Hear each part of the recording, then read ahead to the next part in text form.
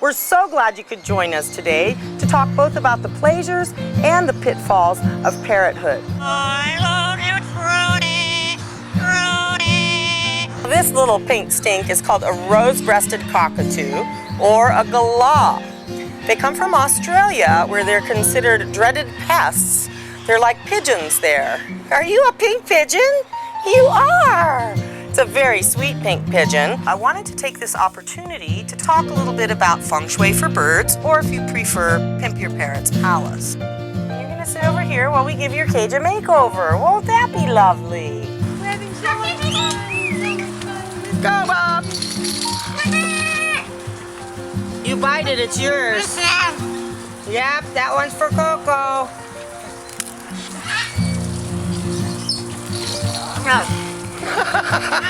It's his, Tim. Leave it alone.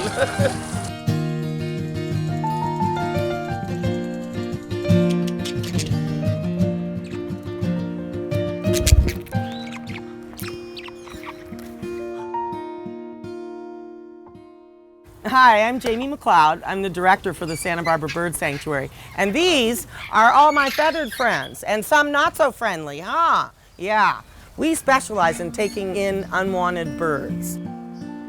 We currently have about 40 birds in the sanctuary, and they come to us because people get these birds and they have no idea what they're getting into. I get up in the morning, I see to the birds' needs. It's complicated with chopping lots of fruits and vegetables. Oftentimes animal people find that you don't get to take care of yourself until almost afternoon. So there's lots of chores revolving around taking care of these animals. And I have 2 jobs and my animals. And when I'm here at the sanctuary, I can't get my real work done. I've got a lot of hats I wear, and sometimes I get my best work done at home where there's not so many distractions. Yeah, cute as they may be. Judy, Judy, come on, pretty girl. Come on. Good girl. Oh, did you bring me a snack? Oh, that's delicious. Yum, grapes. She's a curl-crested aracari, which is a miniature toucan, and they're rather uncommon. She kind of came to me because I had a patron who had 3 of these, and he went out of town a few years back over the holidays. And we had a freeze while he was gone, and the pet sitter didn't turn on the heat lamp. And so her 2 cage mates died, and she was the only one left, and it broke his heart. And because she's so humanized, he felt badly for her because he's a busy guy, and he decided that he wanted her to be with me because I have experience with these kind of soft-billed birds. And they're not the easiest birds to care for. They have a pretty expensive diet between papaya, blueberries, grapes, pears, and melons. And they've got to be perfect or they're hurled. Too sweet. And she's a good girl. Oh, yeah. I've had a lifelong passion for animals. For me, as a young child, I was bullied, and animals were the best friends that I had. And I think at an early age, it nurtured my ability to almost have a sixth sense and understand what these animals are saying without them verbalizing it. And when we finally moved to the States after living on a 13 by 3 mile island, I discovered there was actually a world out there. Yeah. Oh, really? And when my father got ill, I spent some time at San Diego Zoo so I could be near him. And after San Diego Zoo, he was not doing well, so I moved back to Santa Barbara so that I could be near him in his final years. I took a job on a private estate here in the Montecito area where they had an enormous bird collection. So that was pretty cool. I used to go swimming with penguins and all sorts of stuff.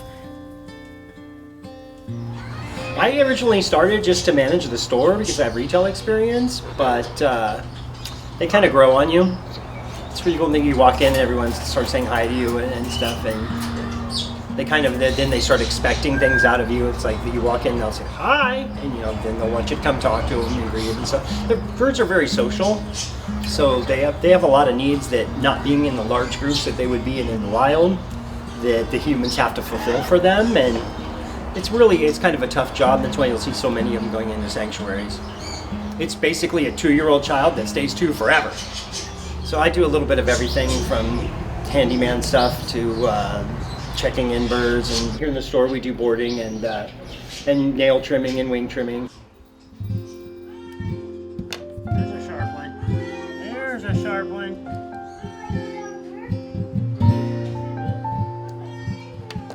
Oh, that didn't hurt. That didn't hurt.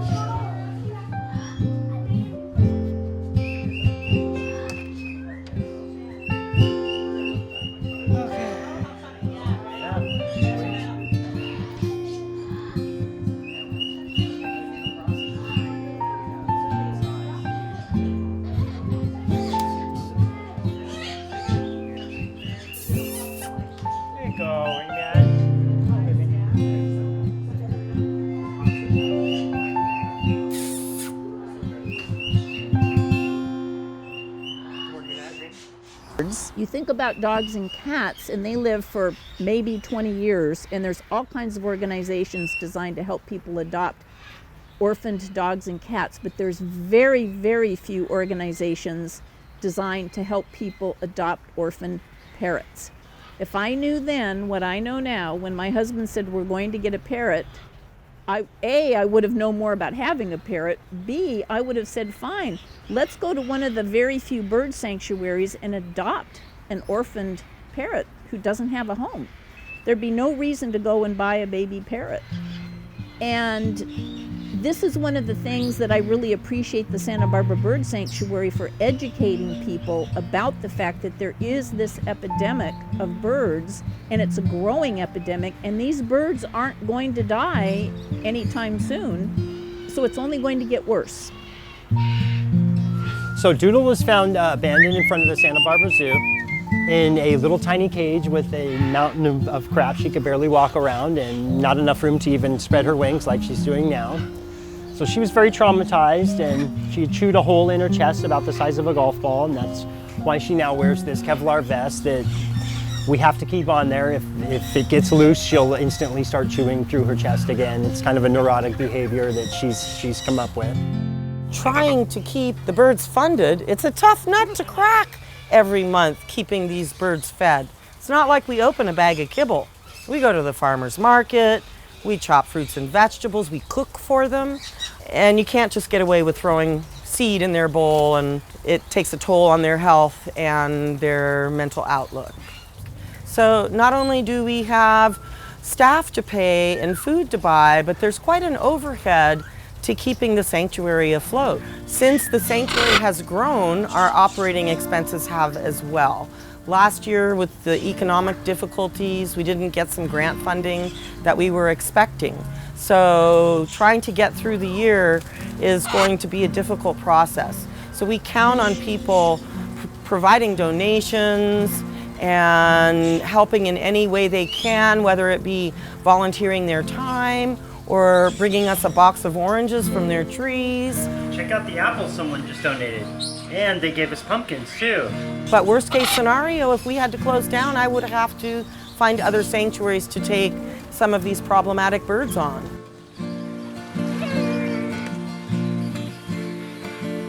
Hi, Buddha. Buddha's a palm cockatoo. He was pretty much on death's doorstep. He was a bag of bones. His face was white. Half his feathers were white. And I had to feed him with a metal tube for about 6 months. He had 3 different diseases and a bacterial infection that had infiltrated his liver. Yeah. Is that your girlfriend? Oh! All right. Did she cut me right underneath? No. She poked you a little bit though. Uh-huh. All right, I think you should put them that close together. I need to powder my face.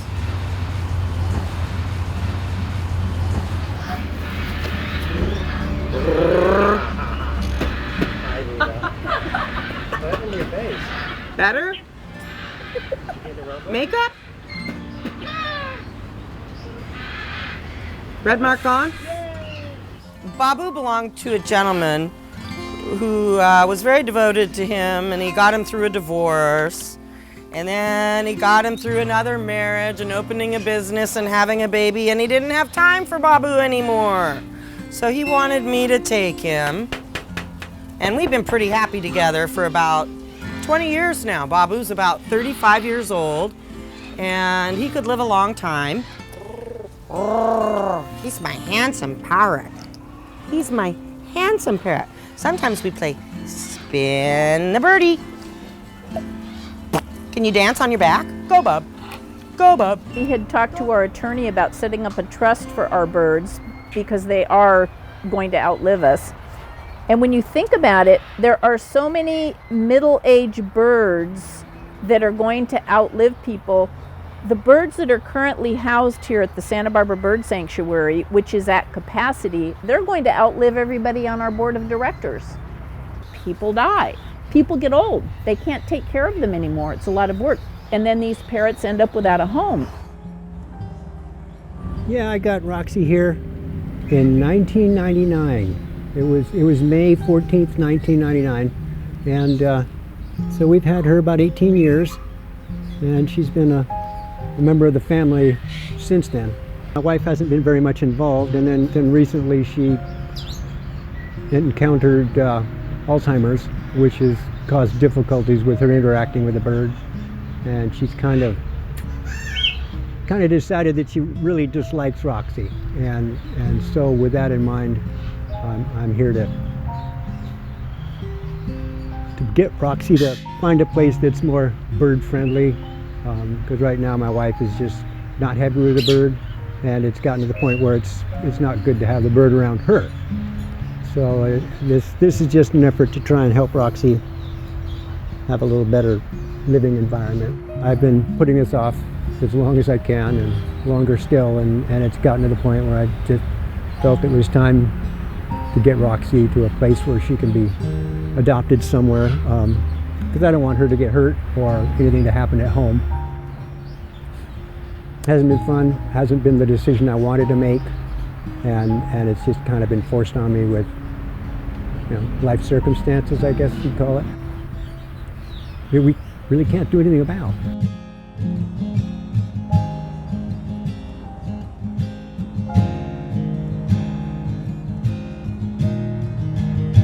We'll do the best we can for little Miss Roxy. Thank you so much. You were good to her. Deserves it. I understand, and I know this is really, really hard. It is. Okay? Yeah, it's gonna be fun.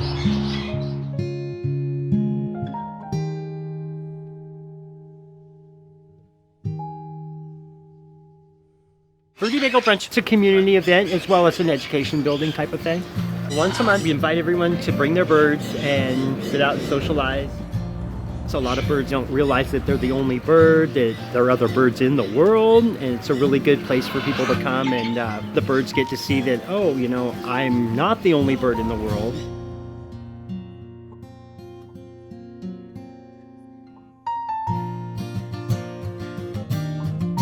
An example of more going on than you'd suspect was when my then wife decided to try to clip his feathers, or clip his wing feathers. And they finally get him wrapped up in the towel, just his little head sticking out. He knows they've got him dead to rights. He goes limp, looks up at her, and this is the only time he's uttered these words, "I love you." So with that kind of mastery of guilt, I figure he's either Jewish or Catholic. Right, Colin? Hello, yes.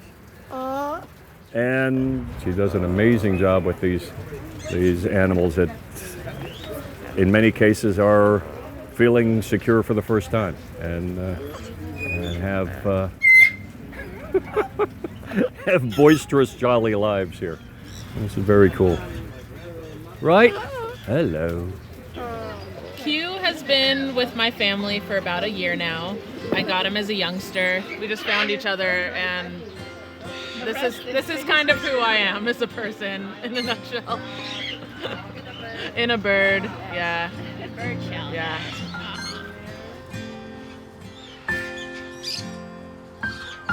that's why I love places like the sanctuary, is because people like Jamie give these parrots who don't come from homes like I can provide Q, and they give them this beautiful opportunity to blossom and be their own little creature. Pico. I know, isn't that delicious? Here you go, baby. Oh, nice. Take it. So nice. You're okay. Come on. I don't know what I would do without this sanctuary because I bring Dolly here half the week. You know, I've always been interested in birds, so I was down here a lot and knew everybody and, you know, felt comfortable leaving her here because all the birds are very happy here. So that's one really nice thing. If she wasn't happy here, I wouldn't be able to leave her here. But there's so many people that come in to see her and say hello, and she likes it here. So when I do pass, I leave the sanctuary money, and she will have some place that will continue to take care of her. Oh, which is really important because you really can't give these birds to a friend if you like the friend, you know. They will hate you in a couple of years.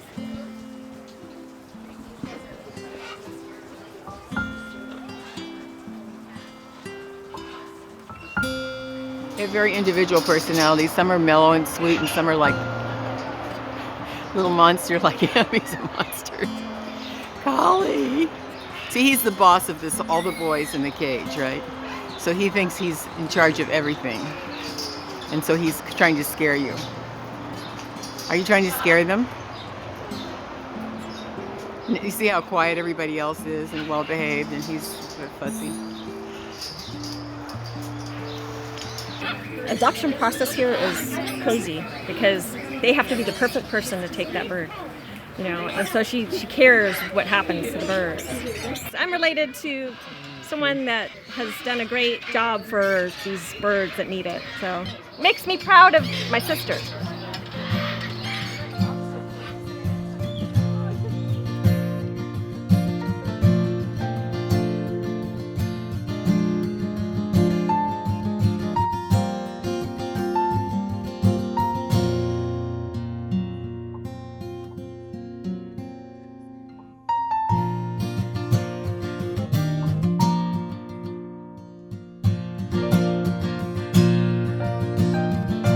Well, I hope you've enjoyed meeting some of my feathered friends today. We had a lot of fun. They're very sweet, they're very social, and very, very smart. Bye-bye! Bye-bye! Bye-bye! Bye-bye!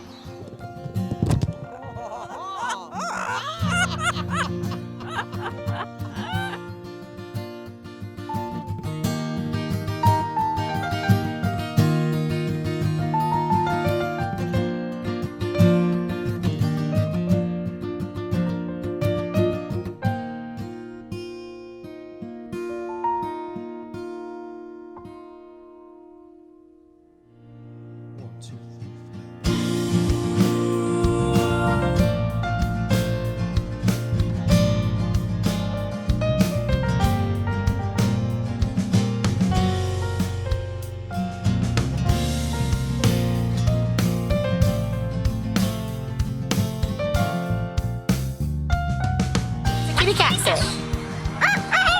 No, that's a rooster. What's a kitty say? I know, she's saying, I don't know. I can't save them all.